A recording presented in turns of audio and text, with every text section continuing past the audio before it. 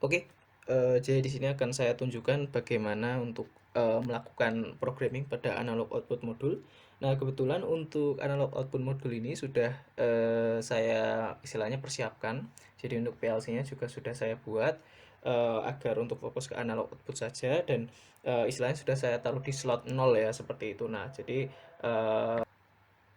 rekan-rekan istilahnya hanya tinggal mengikuti saja. Nah, ini sudah saya apa namanya? Saya siapkan. Sini bisa dilihat fotonya. Jadi rekan-rekan bisa lihat untuk apa namanya? Posisinya sekarang untuk analog output ada di slot 0, kemudian di bagian pin 16 dan 17 itu sudah saya hubungkan dengan power supply 24 volt DC seperti itu. Nah, ini nanti akan saya hubungkan dengan multimeter, jadi rekan-rekan nanti bisa melihat. Nah, ini saya tunjukkan terlebih dahulu untuk setupnya, multimeter dan juga jadi sebenarnya untuk analog output ini sudah saya program ya. Jadi di sini dapat rekan-rekan lihat. Jadi nanti bentuknya itu adalah dia akan memberikan nilai voltase atau maaf current ya, atau arus. Di sini dia akan memberikan nilai sekitar 4 ya. Nah, bisa dilihat di sini bahwa nilai yang dihasilkan itu 4 karena di sini memang sudah saya buat istilahnya adalah nilainya awalnya adalah 0 gitu ya. Jadi dia akan memberikan nilai antara 4 sampai 20 ya kan, 4 sampai 20 mili ampere.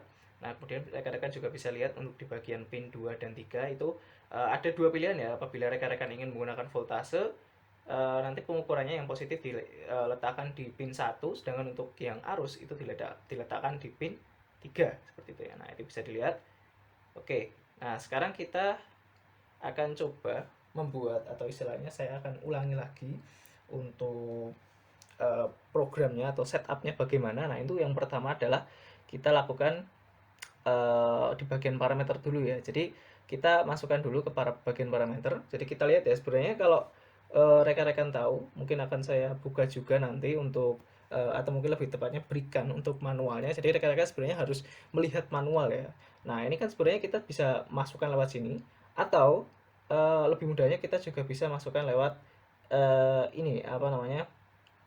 Intelligent Function Module seperti itu. Nah, ini kita masukkan dulu ya untuk PLC CPU-nya. Jadi kita masukkan dulu untuk PLC slotnya, ini kita masukkan Q. Sebenarnya tidak harus, tapi istilahnya adalah yang saya pakai di sini adalah Q03 UDE ya kan. Nah, kemudian baru kita masukkan nanti di bagian slot 0 ini adalah analog outputnya seperti itu. Oke, kita cek dulu. Nah, kalau tidak ada kita N saja. Kemudian di bagian intelligent function module ini kita klik new module.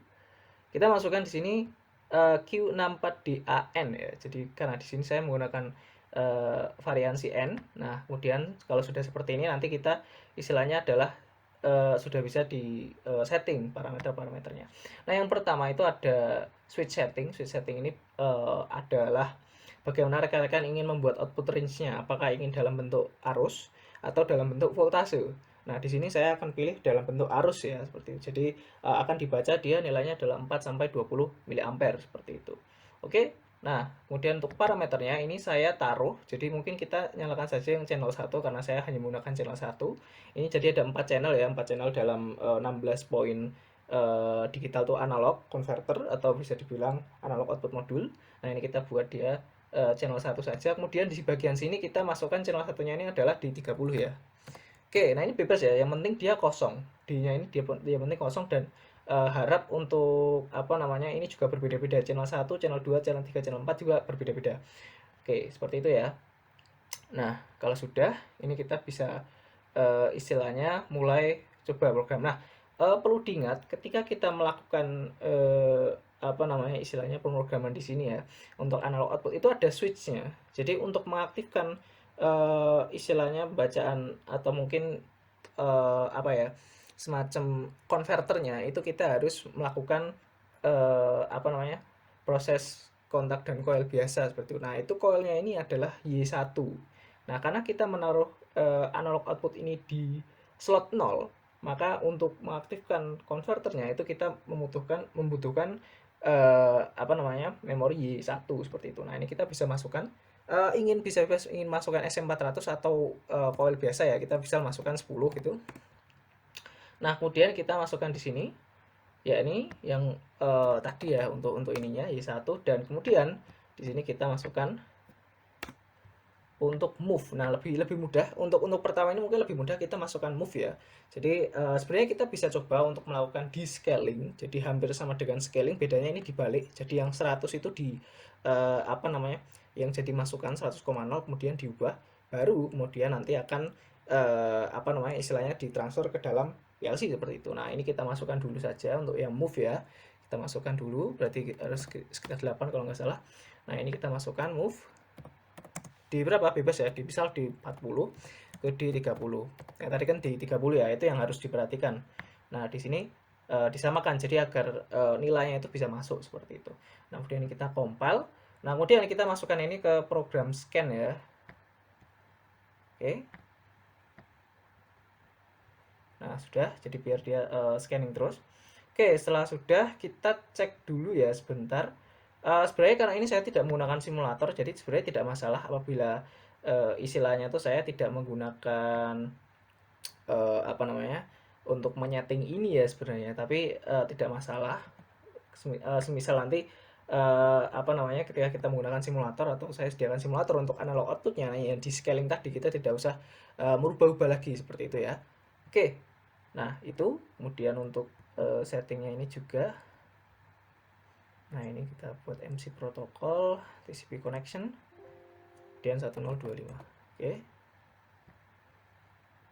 Oke. Oke, tapi itu nanti saja. Nah, ini sekarang kita coba istilahnya download ya. Nah, ini sebentar saya lepas dulu untuk ininya karena terhubung ya.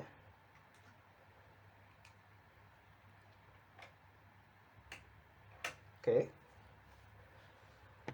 Kita download ke dalam PLC sekarang. Nah, ini kita select all dan execute. Oke. Close. Nah, sudah. Nah, sekarang kita coba monitor. Kemudian saya akan pasang multimeternya sekarang. Dapat lihat ya, ini masih belum nyala sebenarnya. Jadi kita dapat lihat sini sudah saya setting semua. Kita cek apakah ada voltase di sini. Oh, sebentar. Ini belum saya run. Mohon maaf. Kita restart dulu. Oke. Nah, kalau sudah kita cek. Oke, sudah keluar ya di sini untuk current-nya. Jadi saya pasangkan dulu agar dia mengunci.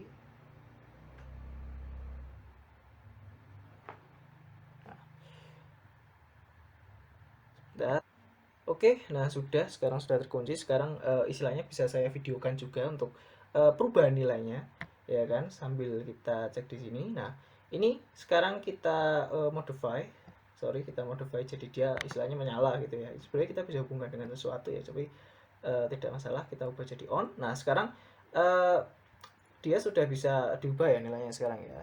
Nah, dapat dilihat di sini di video. Untuk nilai yang didapatkan itu adalah sekitar 4 ya. Ya, dapat lihat dia 4 sekitar 4 miliampere karena di sini nilainya 0 ya. Nah, ini kita bisa ubah menjadi nilai yang dihindaki. Nah, di sini kita tahu ya antara 4 sampai 20 miliampere, maka saya ingin ubah dia menjadi nilai maksimum, maka saya ubah dia menjadi istilahnya 4000 ya. Kenapa 0 atau jangkauannya itu 0 sampai 4000? Karena di manual memang sudah diberitahukan seperti itu. Nah, mungkin akan saya tunjukkan fotonya di sini untuk manualnya 0 sampai 4000. Nah, ini kemudian kita bisa enter, kemudian kita lihat perubahannya.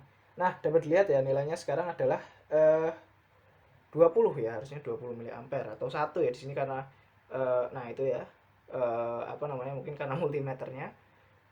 Nah, ini kita sebentar. Coba kita ganti jadi 2000 agar turun ya nilainya. Coba kita lihat. Nah, ini untuk nilai 2000 didapatkan nilainya 12 ya. Nah, ini nilai pertengahan. Nilai pertengahan antara berapa? Antara istilahnya 4 sampai 20 ampere. Nah, kemudian misal kita ubah jadi 3000, nanti harusnya menjadi 16. Oke, betul ya. Berarti sudah kita sudah mendapatkan keluaran output berupa arus seperti itu. Oke, jadi itu untuk apa namanya, analog output sebenarnya mudah ya, tidak terlalu sulit. Hanya saja memang dia perlu power supply seperti itu.